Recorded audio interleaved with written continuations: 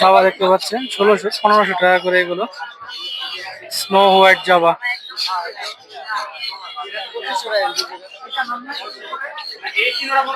ভাই 1400 করে বেচতে হইলো আমার 150 টাকা লাভ হবে আমার আমি লাভ আমি লাভ চিন্তা করে আপনার দাম বেশি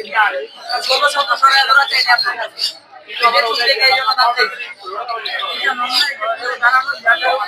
আঙ্গুলা দেখতে